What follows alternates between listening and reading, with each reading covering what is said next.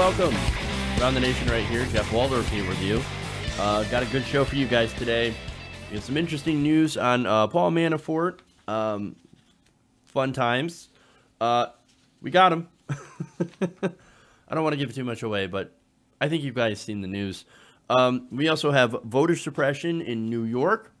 Hey, whoa, look at that. Surprise. The establishment being the establishment. We have Amazon, Jeff Bezos feeling slightly charitable. I will break down why it basically doesn't mean anything. We also have a new smear against Botham Shamjan, a young man who was shot by a police officer in his own apartment because she believed she was in her apartment. There's so much more there's so much that doesn't add up about that story. But anyway, now let's see. Before I get started, of course, there's a lot. I've got a question here about Article 13 and 11 of the EU. I'm not familiar with that, but from what you're saying here, trying to destroy independent media. So here's the thing, right? So this is why it's really important to support independent media. Like, already I've seen. So to explain what's going on in YouTube, and I've tried to explain it to subscribers through like the community tab. Yeah, that's me when I put out a message. So what happens is, what has happened is YouTube has changed around their algorithm to prioritize older content. Now they say like, oh no, this is a solution to burnout, right? For people who, who are creators, this is good for you. It shows your old stuff, and then you can still continue to get views with old stuff. The problem is that new stuff that gets put in by creators such as myself, for example, news and politics. News moves really, really fast. There's always a new political story. There's a ton of stuff going on with the Trump administration. And even before that, there was always a lot of news that was going on. Well, that hurts us. That hurts me. So news and politics, new stories are not put in the suggested feed. New stories are not put in recommended. New stories do not show up for subscribers anymore. Now it's all old stuff, which is completely out of date. Nobody's interested in watching it. I mean, there's a few stories, of course, that will come back up every once in a while that people can get outraged about. But new stuff, new news does not show up in a lot of the feeds anymore. And so that has a huge, huge detrimental effect on my views. Last month, this channel got about 1.5 million views. They changed the algorithm, and now we're about on track to make about half that. No, less than half that. So we're screwed with the new algorithm. Look, less people watching obviously means less revenue. Unfortunately, what we have is a situation where most of my revenue, 2/3 of my revenue, is YouTube ads. So we're screwed. Basically, that's the message. That if that 2/3 of revenue, and I've already seen it, declines, we're sunk. And it already has. And so that's why we're asking, of course, for Patreon. I don't like pushing it. I don't like paywalls, so I'm not putting anything behind a paywall. So I am, of course, gathering up stories of the day that you guys might have missed, putting it on my Patreon page. Anybody can view it. Whether you're a patron or not, you can go there and you can see my roundup of the day, so you guys don't miss the live stream or any of the videos that I put up. The only thing I ask is that if you guys really care, like if you guys love my content and you want to see more, and you guys think this is something that I can give $1 or $3 to, that's all I ask. Like, chip in if you think that this is a worthy investment. So that's all I ask for that. If you don't have the money, don't worry about it. I'm not going to ask people who don't have money to donate. Like, if this impacts your ability to, pay your bills, don't even think about it. But for those who, who like, okay, maybe I'll give up a cup of coffee, which, like, I've totally given up going out and getting coffee. Like, I love pumpkin spice lattes, and you can hate me for all I want on that one. But you know what? I can't go out and get those anymore. So, like, I've definitely had to scale back on pretty much everything that I do, except for the show, which of course I have expenses for. I bought a camera for, being able to do more field stuff. So I'm actually looking for suggestions on stuff that takes me outside of the studio where I can actually use that and get some outside footage for you. I remember doing going and doing some of the rallies, but all I had was literally this, my iPhone that I would film things with. So it's like, you know what? I got a lot of pushback for using that iPhone, so I was like, okay, maybe I'll get a camera so that I can actually film things semi-professional. And look, I'll go through and I'll make a video probably sometime this weekend, show you guys basically what the studio looks like, to show you what I work with and what you have helped me to be able to purchase for the show through Patreon, to show you that I'm using the money not just to, pay the bills, but also to get things that actually help with the show. So there you go. But anyway, okay, that said, let's get into the news. I've wasted enough time. Okay.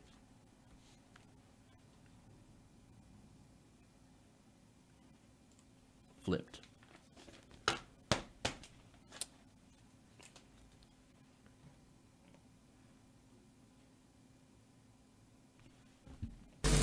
Ladies and gentlemen, we got him. We got him. Paul Manafort has flipped on Donald Trump. Paul Manafort is the last loyal man, and has now taken a plea deal with special counsel Robert Mueller. That is amazing. Okay, let me give you the details on this, right? Now, the president's former campaign chairman has agreed to cooperate with special counsel Robert Mueller in the investigation, this is very important, of a potential conspiracy between the Trump campaign and Russia. Prosecutors said it in court on Friday and has already proffered information to the Justice Department. So those of you who say, well, this has nothing to do with the Mueller investigation into Russia, no, they just said it actually has everything to do with the investigation. Now, Manafort also pleaded guilty to one count of conspiracy and one count of conspiracy to obstruct justice. So while the charges against Manafort have nothing to do with the Russia investigation, the whole point of getting Manafort to flip on Donald Trump is to get information on the Russia investigation. So that's why it's very interesting. Now, legal experts have characterized Manafort's move as a significant win for Robert Mueller and a big setback for Donald Trump. In fact, Manafort's cooperation is a tremendous achievement for the Mueller investigation, according to Seth Waxman, a former federal prosecutor in Washington. He said it's, quote, maybe the biggest single development yet. Now, remember, we already have Michael Cohen, that's Donald Trump's personal lawyer. They're also probing into his bank accounts. But now, this is being considered the biggest get. Now, the way that I understand how things work is you don't give a plea deal to someone unless they have significant information. This is the person that they've been trying to get. This is the fish, right? This is the big catch that Mueller tried to get. So, and now apparently they got him. Now, Manafort provides Mueller with an insider with to the infamous June 2016 Trump Tower meeting and likely many other key moments. So let me get into the details of this agreement first and why I think it's terrible for Donald Trump. Now, Judge Amy Berman Jackson said on Friday that Manafort's cooperation agreement includes interviews and briefings he'll give to the special counsel's office. He'll also turn over documents and testify in other proceedings, and has waived his right to have an attorney present during his interviews with the special counsel. So that is what the federal investigators will get from this. Okay. Now, what does Paul Manafort get from this? Well, prosecutors have agreed to drop 5 of the 7 charges he would have faced in the D.C. trial, including money laundering and acting as an unregistered foreign agent. Now, Manafort did not contest those accusations as part of his plea agreement, but he will not be charged with them. The government has also dropped the 10 charges that jurors could not reach a verdict on during his trial in Alexandria, Virginia. Now, as part of the deal, he will also forfeit $46 million in cash and properties to the U.S. government. Now, that's $46 million, but he actually made a ton more when he was lobbying on behalf of the government, the Ukrainian government, I should say, towards the United States government. So he did all this lobbying. He actually went broke, by the way, because of his spending habits, and actually had to borrow a bunch of money from banks. Did he have to return that? Apparently not. At least not entirely. So let me go back here to Kevin Downing. That's Paul Manafort's attorney. Outside of the D.C. courthouse on Friday, he told reporters, quote, "Tough day for Mr. Manafort. But he's accepted responsibility. He wanted to make sure that his family was able to remain safe and live a good life." Now, there are people that are pointing that out, that specifically that they're saying, well, he wanted to make sure his family is safe. Well, now, why would he go and have to make sure his family is safe? That's a weird thing to say. Well, I mean, look, there's a lot of people talking about, and I don't know if I'm not entirely sure. So, big grain of salt here. But some people are interpreting that as, well, I had to make sure my family was safe from reprisal against Vladimir Putin. Again, you're probably going to hear that a lot. I don't know. But anything is possible. Anyway, now, the fact that Paul Manafort was able to get such a good plea deal, and that was a really good plea deal, is pretty important because he was facing the potential of basically spending the rest of his life in prison. That means that he's got something big on President Trump. You don't give such a good deal unless you've got the goods. And Mueller, looking into Trump Russia, he's, again, the big fish. And he was involved with the Trump Tower meeting. He was Donald Trump's campaign chair. Now, that meeting, as I said, what they're looking into is actually pretty important. Manafort, Donald Trump Jr., Jared Kushner all attended that meeting in June, with Russian nationals offering dirt on Hillary Clinton. Now, we also found out yesterday that prosecutors and basically the federal government are probing suspicious money transfers that happened right after that meeting. Really?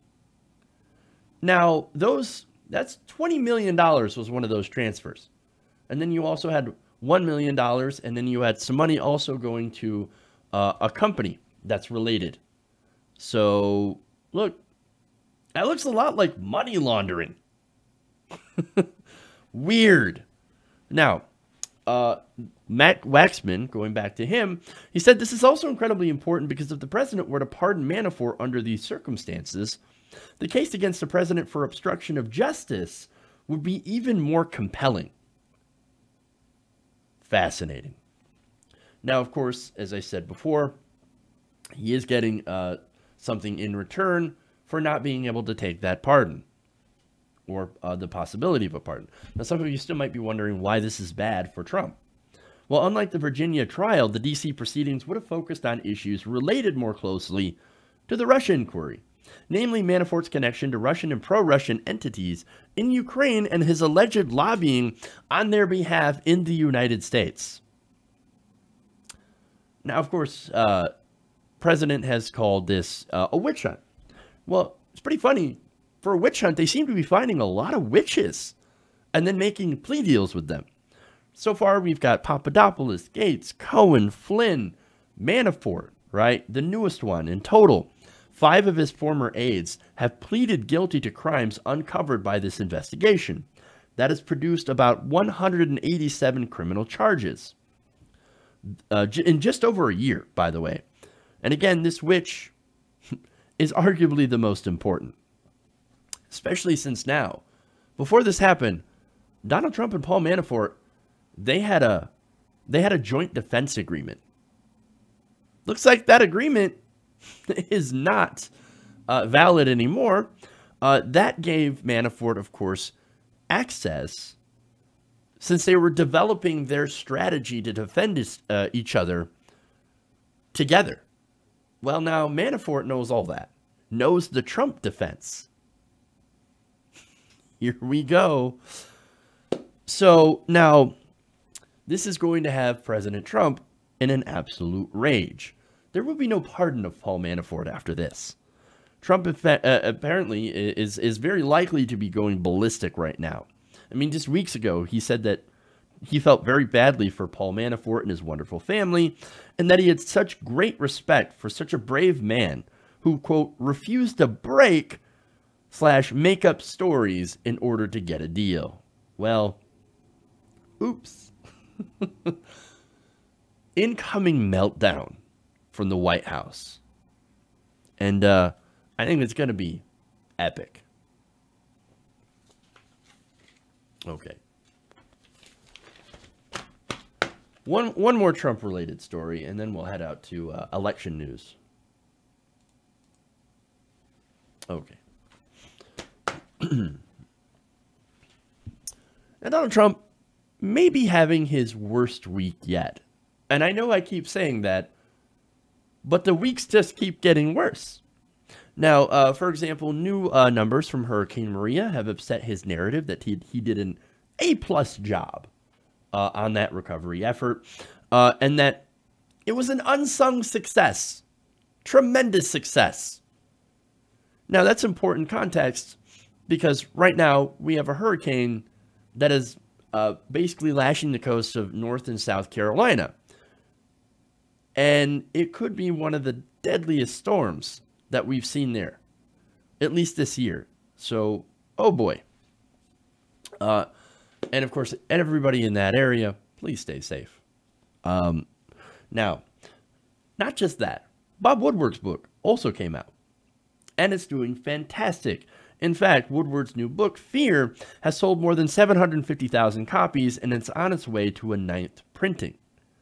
And now you also have a CNN poll released this week about Donald Trump's approval rating. What happened there? Well, it is now down to 36%. Ouch. You also have congressional Republicans that are gearing up for a bloodbath in the midterms. They are not happy about their possibilities in the midterms. It has gotten so bad, especially in the White House, that even Ivanka Trump is worried about impeachment. It's just horrible, quote, according to a former White House official. All of that now has a president who is increasingly angry, bitter, and alone.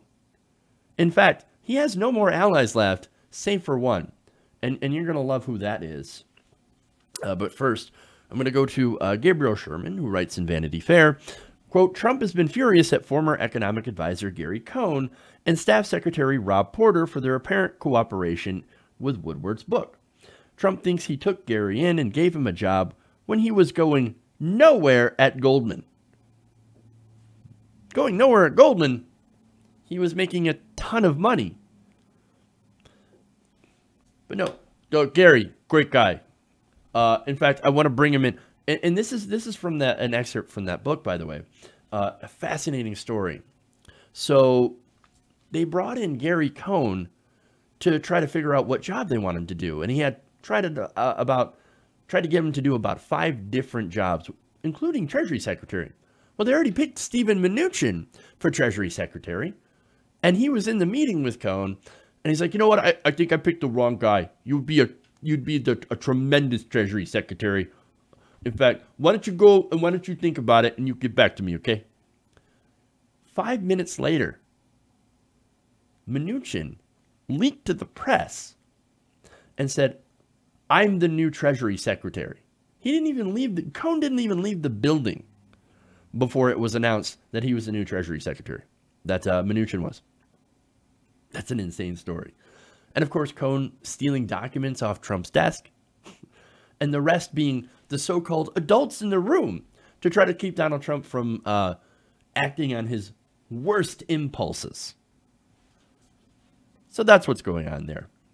Now, of course, those excerpts in that book got Trump riled up, especially against Porter and Gary Cohn, who later on was like, oh, no, that's not what happened at all. No. In fact, according to the advisor, Trump let it be known to Cohn and Porter that he would attack them publicly if they didn't disavow the book. And of course, they did, because they're betas. Now, a West Wing official, former West Wing official, told Sherman, quote, the president has had it. When books like this come out, he tends to shut down and calls up people he sees on TV saying good things about him. You know, because that's exactly what happens. Because he's a very stable genius. Sherman continues. Trump's anger over Woodward's book is dwarfed by his continuing fixation on the anonymous New York Times op-ed. Now, sources told me that Trump is obsessed, lathered, and freaked out that the leaker is still in his midst. His son, Don Jr., has told people he's worried that Trump isn't sleeping because of it. Oh, great. So now you have Trump, who's having major insomnia because of this op-ed. No, that's a great mix. He's already volatile. He's already likely mental. And now he's getting no sleep. Great. Now, not only that, chaos continues. Meetings have been derailed by Trump's suspicion. Quote, if you look at him the wrong way, you'll spend the next hour thinking you wrote it, a Republican close to the White House said. Much of what's fueling Trump's paranoia is that he has no clear way to identify the author. So he trusts no one. He's paranoid. He's not sleeping. He's making rash decisions. He's basically Nixon at this point. Now, one advisor has said that Trump has instructed aides to call the anonymous author a, quote, coward in public to shame him or her. A person close to Trump said, he's going to continue to shame this person. The author will break under pressure or will eventually say, fuck it, it's me. Plans to administer polygraph tests to staff had seemingly died, but of course they were reported earlier. A former official said, quote, nobody knows who it is. No, I think everybody knows who it is inside of the White House.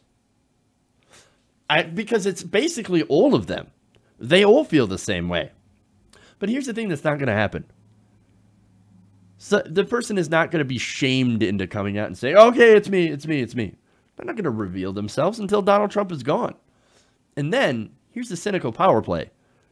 They will then come out and say, it was me. I was the adult in the room. I tried to put a stop to Trump for the good of the republic. And they become an instant hero. Book deals, everything. So, of course, they're not going to come out now when they're going to be the most vilified.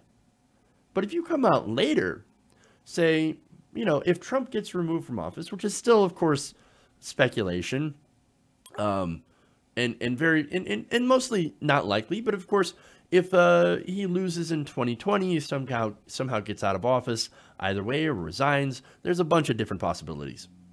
Then this person, it's going to take a little while, and then they're going to come out later on and be like, you know who wrote the op-ed? It was me. It was me. I was just looking out for the country. And then, of course, that person, who's probably a terrible person to begin with, because there are no good people in the White House, is going to be venerated as a hero. So, with no one that he can trust, where does Trump go? Well, he's got one option left. other than family, of course. One of the only people Trump continues to trust is none other than Stephen Miller. The worst person in the White House, arguably worse than Trump. And that takes a lot. Now, the op-ed has actually validated Miller's view, Sherman writes, which was also Steve Bannon's, that there is a administrative state out to get Trump, according to a Republican close to the White House. There is a coup, and it's slow, not slow rolling or concealed, Bannon told him. Trump believes there is a coup, a person familiar with his thinking said. Trump's relationship with Secretary of Defense James Mattis, which was already strained, has also become non-existent, according to a former official. So, there's a lot of interesting information in this. Yeah, if it's true. And look, Sherman hasn't really seemed to have been wrong.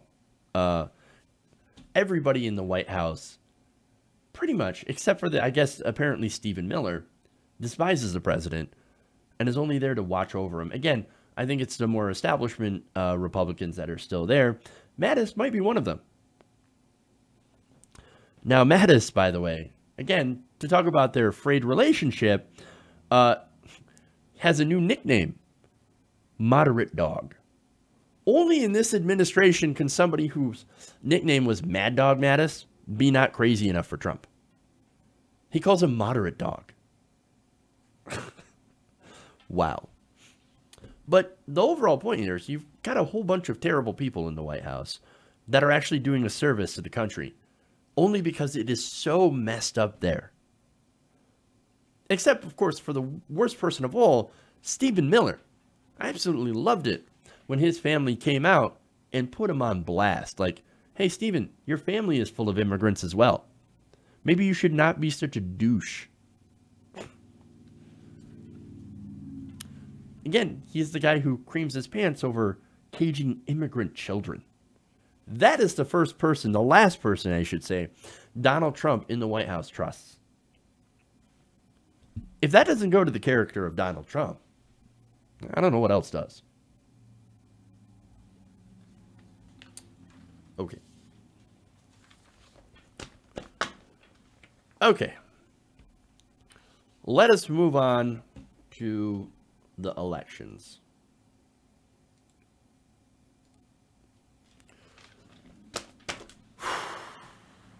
All right. So on Thursday, there was a New York State Democratic primary. Now, this was a really big election, a really big primary, which was headlined with the race of Andrew Cuomo versus Cynthia Nixon for the governor's seat. Very powerful, very, very huge position. You also had, of course, other smaller races, for example, the Attorney General's race with Zephyr Teachout. Now, she would have been the most powerful Attorney General in the country. Now, unfortunately, the reason that I'm saying could have been is because they ended up losing. Now, overall, Cuomo won the primary against Nixon.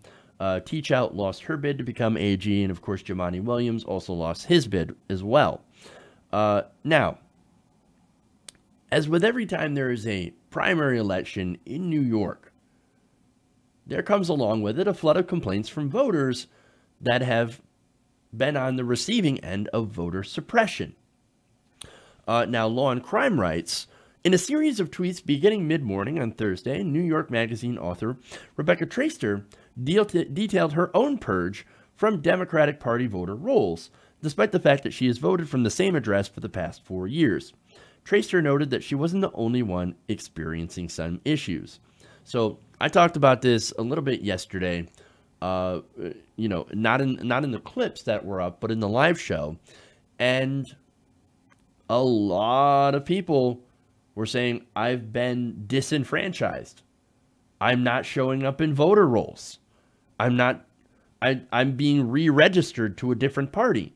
And so here are more personal accounts.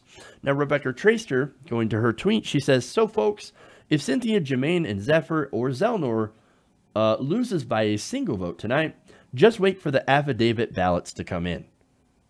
Now, those are, she's making a joke, but because those are deeply unreliable, there's a good chance that those affidavit ballots are never counted. Now, she also notes, this was 8:30, and the poll watcher who helped me said I was the second person she'd spoken to who had this problem. Another woman who said she was an active regular voter and not in the books. Now, Tracer's thread had continued, and she's not the only one who'd had a long Twitter thread about this. She said, also my next door neighbor registered for years as a Democrat, an RHA activist, extremely politically engaged, especially in local and state elections this season, is not on the rolls at our polling place. She's on her way to get a court order as we speak. There's more.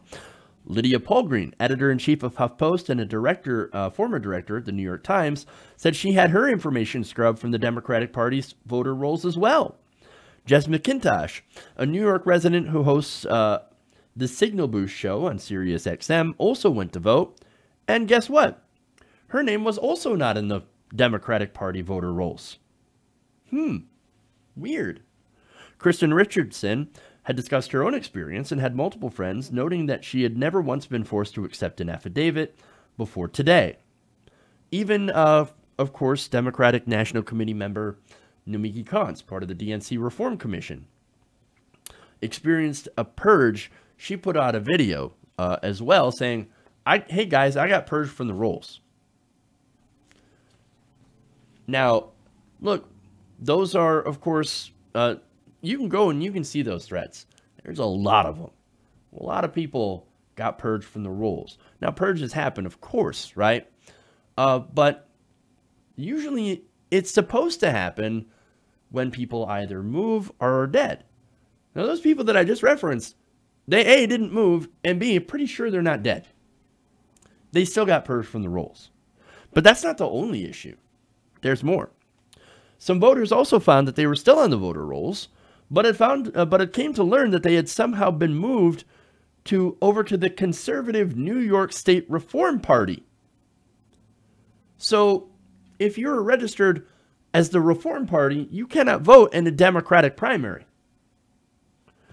Jalopnik writer Michael Balabon, noted that after years of being registered as a dirty Dem, I get to the voting place today and I'm informed that I am now registered as a member of the Reform Party and I cannot vote. Weird. There's more. Fiction writer Kea Cruz said this, I wasn't able to vote today because my party had been mysteriously changed without my permission. I filled out an affidavit and hope my vote eventually counts, but this is a reminder that our voting systems are messed up no matter where you go. And there was a reporter that also apparently witnessed a man at a Brooklyn polling station in Sunset Park pleading with poll workers to find his name. He's like, my name's not there. It's not there. I want to vote, but where is my name? Where is my registration? Well, apparently he had to get a provisional ballot, even though he was a registered Democrat and had lived there for 20 years. Not only that, but it gets worse. Now, you might think, okay, look, a lot of people, there could be mistakes, there could be errors in the voter roll system or, you know, some weird purges. Now, look, back in 2016, we've seen this. We saw hundreds of thousands of people, 200,000, I believe, purged from the voter rolls before the 2016 primary, in which, of course, Hillary Clinton had won, and that was basically the end of Bernie Sanders' campaign. Lose New York and California, you're done. Well, we saw that back in 2016. Right now, there are no numbers as to how many people were purged yet, but there needs to be an investigation. Now, as I said, it gets worse than that. And this next piece of information makes you think, wait a minute, this may be calculated. Now, there was one elected Democrat that appears to have taken part of New York's infamous Election Day shenanigans. Large numbers of voters reported that received a text message from New York State Senator Marisol Alcantara with incorrect voting information. Well, isn't that weird? So, oh, here you have a registered establishment Democrat, an incumbent, who is giving you incorrect voter information. Weird. There was also a letter that was circulated by the New York City Housing Authority imploring all residents to stay home on Election Day. Son of Baldwin pointed this out and said, on New York primary day, NYCHA asked its residents, mostly people of color, to remain home from 8 to 4 for an apartment inspection. Oh, we just happened to schedule this apartment inspection on voting day. What a weird coincidence.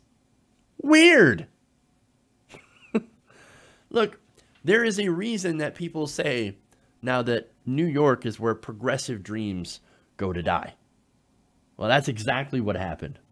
Their voter system with the purges, and you can't say that these people weren't purged. They were absolutely purged, wrongfully purged from the voter rolls, couldn't vote.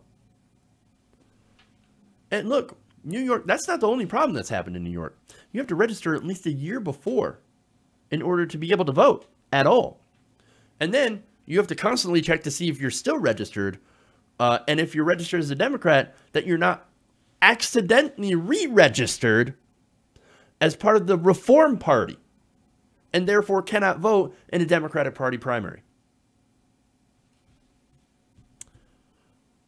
This is electoral fuckery. I said it before when New York purged their voter rolls during the 2016 primary. They did it, and they were going to do it again, and that's exactly what happened. And here we had a lot of great progressives that were running for important, powerful seats. Now, there is some good news. The IDC Democrats got knocked out. Just about all of them. I think there were 6 or 7 that got knocked out yesterday. The IDC is no more.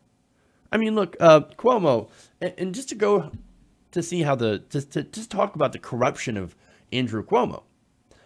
He said, oh, I have nothing to do with the IDC Democrats. Oh, no. They went on their own to go and caucus and help Republicans. Well, then how come you had a dinner when Cynthia Nixon started running where you told the IDC, yeah, we don't need you anymore? And then guess what? They disbanded. You don't think that he was in control of the IDC? Again, that the entire purpose of the IDC was to kneecap progressives. That was it. To kneecap progressive not candidates, but progressive legislation. To give Cuomo cover. For him to say, what could I do? It was the IDC. It's not my fault that we didn't get single payer. I'm not saying that nothing progressive came out of New York during his tenure, but come on. Most of what he did was social issues, which is good, but the real test of a progressive is how they vote on economic issues. So, again, this is why I call this electoral fuckery. You have corruption, massive corruption. And you can argue that Sean Patrick Maloney, who was running a race against Zephyr Teachout, and there's I forget the other candidate who actually ended up winning. Patrick Maloney might have been a spoiler that was put in there. Now, I remember doing a story on Sean Patrick Maloney where he was like, no, we should take more money from corporations, more money from Wall Street. Gee, I wonder why he would want to spoil the AG's case or the AG's election. Look, Zephyr Teachout would have been incredibly powerful because she would have actually gone after Cuomo's corruption. So, I'm just saying this because, you know, I think it's fairly clear what happened. Now, of course, as soon as I point out that this is voter suppression. Of course, there's going to be centrists that jump down my throat. No, the election's not rigged. Oh, come on. No, it's just that Cuomo was just more popular. I'm not saying that Cuomo wouldn't have still won. I think he had massive, massive advantages. And even in New York, still pretty well liked. So I'm not saying that, any of these, if these people had not been disenfranchised and purged from the voter rolls, which they clearly were, that you would have had a progressive upset. I'm not saying that at all. But I am saying that there are people being disenfranchised, and that is a big, big problem. And if you want to ignore that, well, I don't think that's a good idea, because one of these days, it's going to happen to you. Look, New York has a lot of problems, man. This is not a coincidence. New York needs to seriously clean up their elections. Now, unfortunately, with no progressives in upper office, it's going to be a lot harder to do. So that's why we need to take it over from the bottom up. Those 6 IDC Democrats that got knocked out, that's a good start. That's going to be able to impact a lot of policy in New York. Now imagine if they get, for example, a single-payer bill passed, and they bring it to Cuomo's desk. Cuomo wants to run for president. You think he's going to turn that down?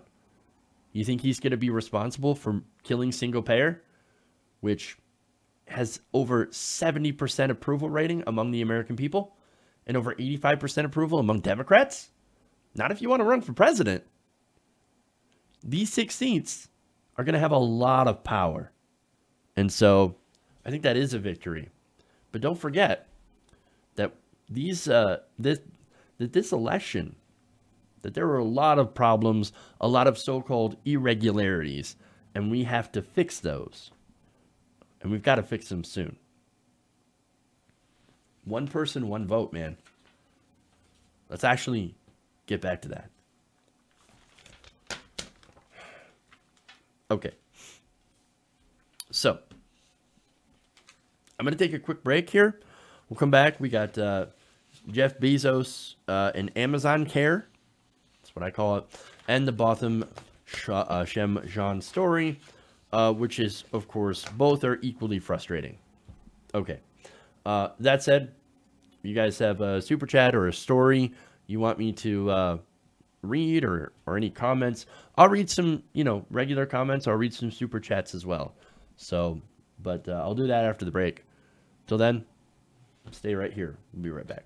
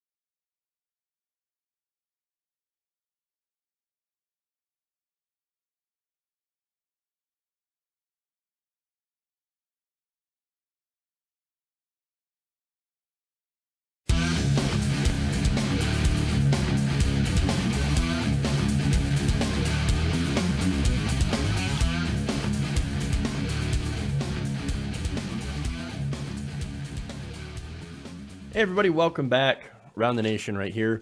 Jeff Waldorf with you. We're doing a subscriber drive, by the way. Trying to hit 100,000. So I'm going to look up the number on that real quick.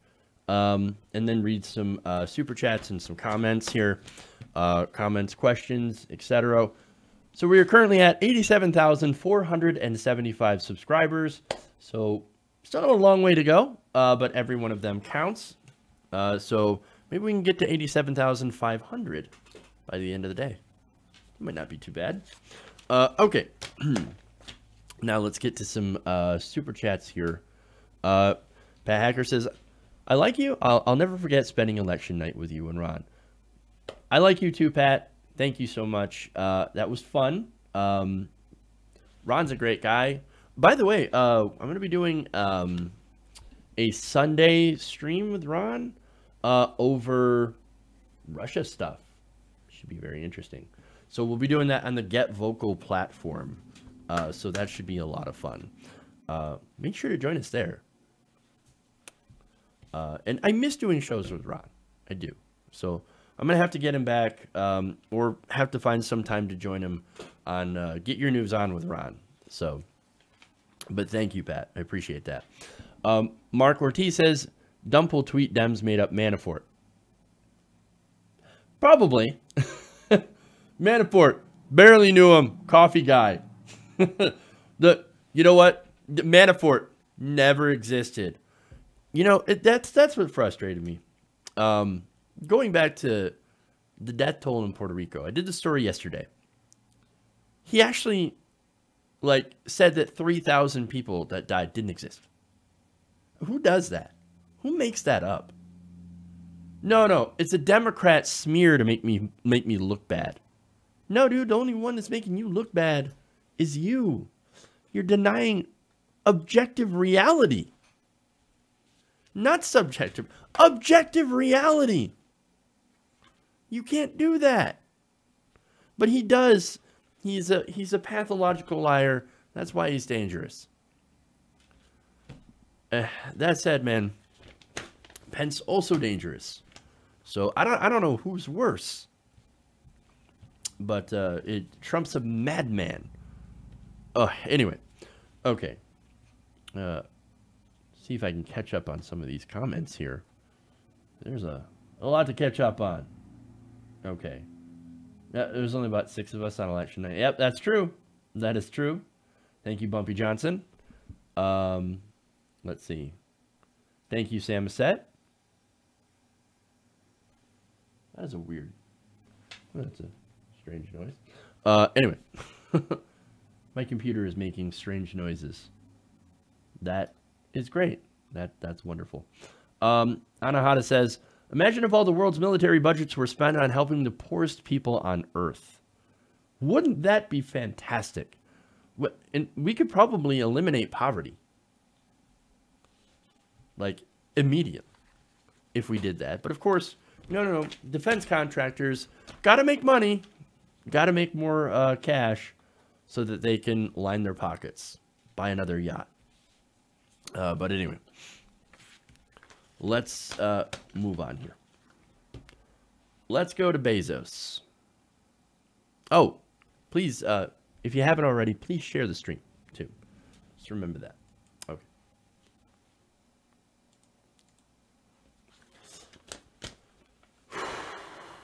Okay. Now, facing an assault by progressives, for example, like Bernie Sanders, on the working conditions and pay inside of his warehouses, or otherwise known as fulfillment centers, and the news that he is the richest man on earth and yet does not pay his employees what he should, Amazon founder and CEO Jeff Bezos is doing basically everything he can to not make himself look like a villain. In fact, on Wednesday, he announced a $2 billion philanthropic fund to finance a new network of preschools and contribute to nonprofits assisting homeless families. Bezos said on Twitter that the schools would be located in, quote, underserved communities and would be operated by his new Bezos Day One Fund. Quote, we will use the same set of principles that have driven Amazon, he said in his statement. Most important among those will be genuine, intense customer obsession. The child will be the customer. Uh-oh. So wait, I can right now see stressed out childcare providers. Oh man, what is going on here? No, if you're using the same principles as Amazon, then you're going to have some mistreated employees that are probably peeing into bottles, which is what happens at the Amazon fulfillment centers. Now, seriously though, I do hope that they actually don't do that. Um, but look, their only principles really, and this extends to all for-profit corporations, which is what Amazon is, maximizing shareholder value and profit. That's what they're going to do. That's what they always do. But anyway, I'm kind of weirded out by calling these kids customers. But all of that is just more of like, okay, the whole thing just kind of creeps me out. In reality, I think giving money to charity isn't a bad thing. But wouldn't it, I don't know, make, I guess,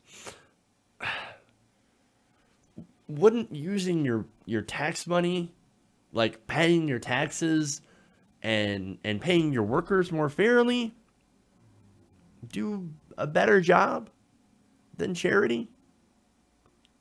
I'm just saying, like, what we need is we need universal government funded childcare. That's what we actually need. We need government solutions to the issue of homelessness, especially in big cities like LA, San Francisco, New York, and Seattle, where Amazon is headquartered. And why do I say the government should do this and not private charity? Because government is the best entity because it has reach. Private charities, they're nice, but we shouldn't be depending on them to solve the country's problems. Especially since, charity is like big tax write-off too. Look, what this is that, yes, $2 billion is a big chunk of money. Except when you're the richest man on earth, as Jeff Bezos is worth over $160 billion. What he actually did is basically uses chump change. It's barely a blip on his radar, $2 billion. So, but nonetheless, this is him saying, look at me, I'm the richest man alive, but I'm going to give away $2 billion in charity. Look at me, I'm great. See, I'm not such a bad guy after all. Why is Bernie Sanders on my ass? Well, here's the thing. You should pay your workers and pay your taxes. But they don't. They don't. In fact, here's what they did. Before they put all this money towards a homelessness initiative, they actually pressured the city of Seattle from enacting a corporate tax that would have funded affordable housing for the city's homeless population, right? They wanted to stop what's going on in Seattle, which is gentrification. See, Amazon is worth a lot of money.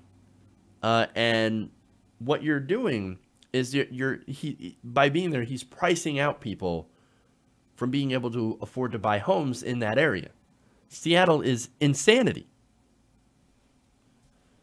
Those home prices are. And so that creates a lot of homelessness. That is a big problem. His charity is not going to solve that problem. That tax might actually solve that problem if they put it into affordable housing. So no, this is total, absolute PR. This is public relations 101. I'm not saying that it's totally a bad thing either. I'm glad he gave the money, but let's be honest about what this actually is and what this actually means. This isn't going to do a whole lot to solve the problem. Bezos, he doesn't get it. He doesn't get it. He should pay his workers better, and more importantly, pay his taxes. Instead, what does Amazon do? They go and lobby for corporate tax cuts. That's what they do. So, look. Unfortunately, that's the reality. Okay. Guess I really didn't have anything else to add on that. Okay. Let's move on. Last story of the day.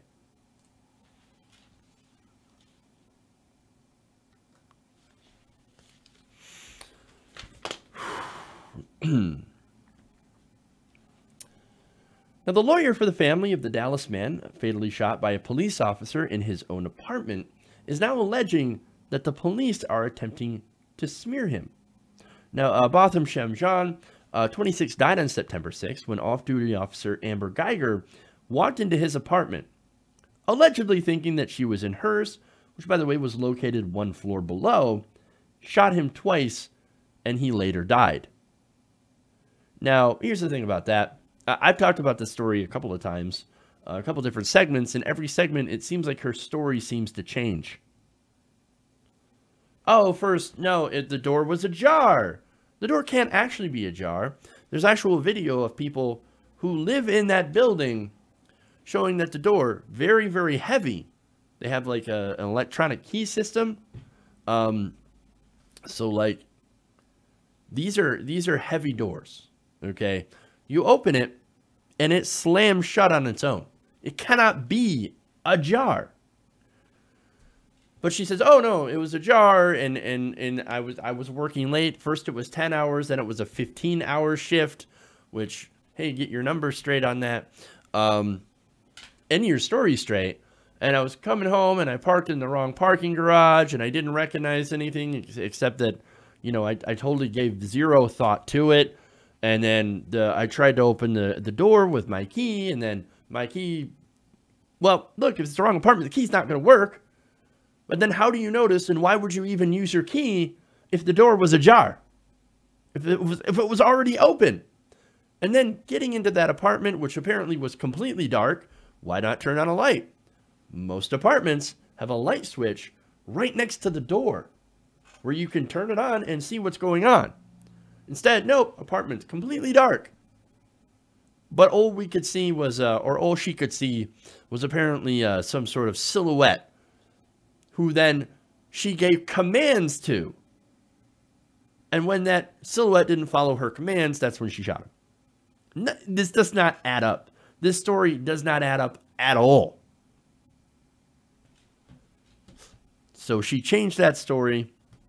And now, unfortunately, you have police and people in the media basically rushing to defend her by smearing the victim, the person that was shot. Now, here's the thing.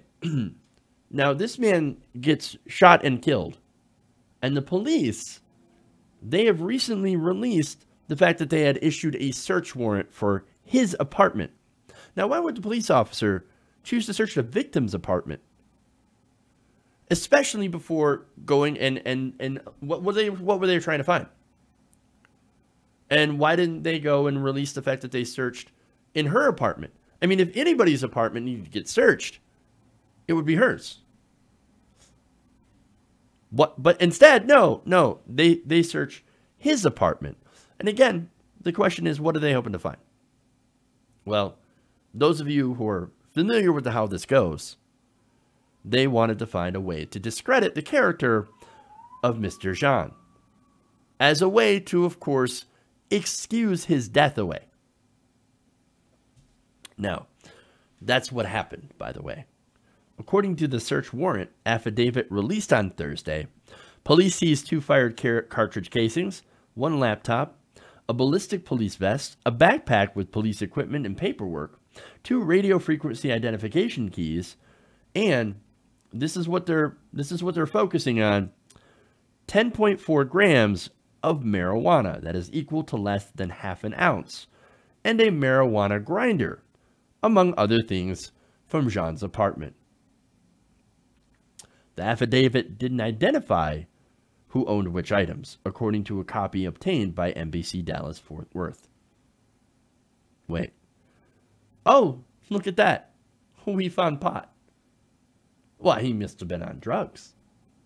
I mean, sure, they drug tested her. But now they're probably going to drug test him. This is an absolute smear attempt. Notice, by the way, this is a running theme in a lot of these stories where an unarmed black person gets shot and killed by a police officer. And every one of them, they seem to find marijuana. Either marijuana in the system or marijuana in the home, in this case. And it always happens when they're black. And of course, look, I'm not the only one who's pointed that out. His lawyers, as I mentioned. Attorney Lee Merritt, who represents John's family, has criticized the police search warrant, which was obtained in the hours following the shooting, as an attempt to discredit Jean after his death. So they hours after the shooting, we need to investigate his apartment. We need to investigate the apartment. Get us a search warrant. Merritt immediately told the Merritt told the Associated Press that, quote, they immediately began to smear him right after the shooting. Attorney Benjamin Crump, who was also representing Jean's family, told NBC DFW that Jean's family does not know who the marijuana belongs to. Still, Crump maintained that the seized drugs were, quote, nothing but a disgusting attempt to assassinate his character now that they have assassinated his person. Colonel William Brooks, former president of the National Association for the Advancement of Colored People, agreed. He said, this is the post-mortem character assassination of Botham Jean. The character attack is like when Emmett Till was accused of leering at a white woman who lied to legitimize his lynching. An after-death marijuana possession charge does not legitimate a homicide. Yep. What else can you say about that? It doesn't. But of course, the narrative is going to be, well, he was on drugs, so he must have been dangerous. Well, I mean, look at this dangerous black guy on the pot. He had it coming. He was a lawbreaker. He was no angel. So he deserved what was coming. David Menschel, Oregon-based criminal defense attorney and activist, called the release of the search warrant, by the way, propaganda. Now, that was made public yesterday. That was the same day as Jean's funeral. However, the search warrant for Geiger's apartment was not made public. I wonder why that is. Now, Menschel told HuffPost, an off-duty cop goes into the wrong apartment and shoots the man who lived there, dead. And so, as we've come to expect, local law enforcement is doing what it can to cast aspersions on the innocent victim, to suggest that he was no angel, and therefore apparently deserved to be shot dead in his own home. That's maddening. Imagine just sitting there, minding your own business in your own apartment. And then a cop barges in, or knocks to get... Again, we don't know how she got in. Did he let her in? Because, again, some witnesses have come forward and said, well, we heard pounding at the door, and please let me in. Please let me in. A woman's voice. And then Jean's own last words were allegedly, I can't believe you do this. But here we have him being, the victim being blamed for this. And the media is helping, by the way. Recently, there was a Fox 4 study Fox 4 had released a tweet on this. And their headline is, marijuana found, basically. That was the headline of the story. That was all they cared about. But it's in an effort. We're going to take the police's word for it every time. And if the police release this, this search warrant affidavit that says, oh, we found pot, they're going to run it. And they're not going to give you context. And they're going to, and look, you don't even need context in this point. Because that has nothing to do with him being shot and killed. Having a small amount of marijuana, or hell, having a giant amount of marijuana, does not give an officer license to kill you in your own home. Look, there's some big problems, right? There's some big problems with this case. We definitely need more.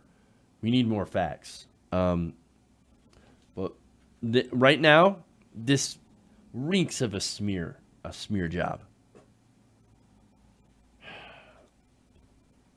This is why Kaepernick kneels, by the way. If you were wondering, stuff like this, killing somebody and then blaming them for their own death. That's why Kaepernick kneels. If you don't understand that, you never will. Okay. That's it. That's it, man.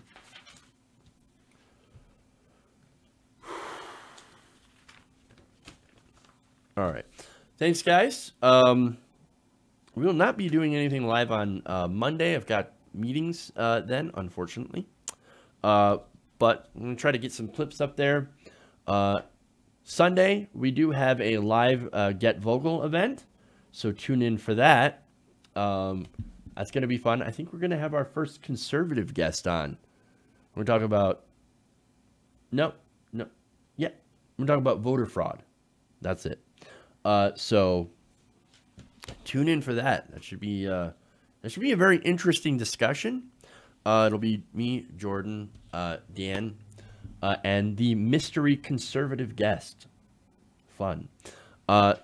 That's on Sunday, 5 p.m. Eastern, right here, TYT Nation. You can tune in there. Okay. See if I have any more super chats. We'll do one more check here for the subscriber count. See where we're at. Let's see. We are at 87,480. All right. That's something. Now, Coffee Crow, going to the super chats here, says villain and billionaire equals billionaire. I like it. I like it as well. That's awesome. Billionaire. We are run by billionaires. Unfortunately. The oligarchy. All right. So let's see. I'm just reading a couple more comments here. Yes. Cops take care of each other, the good, bad, and ugly. That's absolutely true.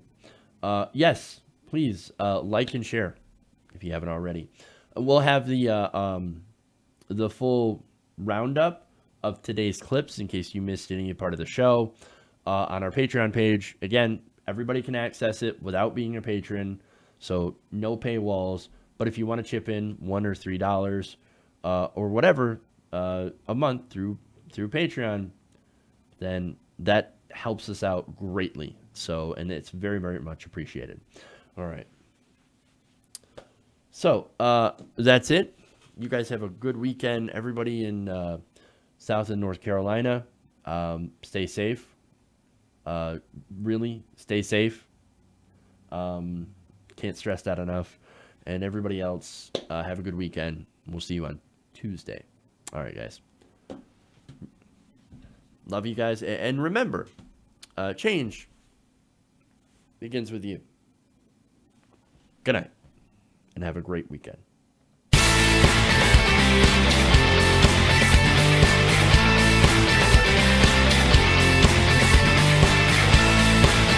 Please play. You're kicking me out the door. You're kicking me out the door.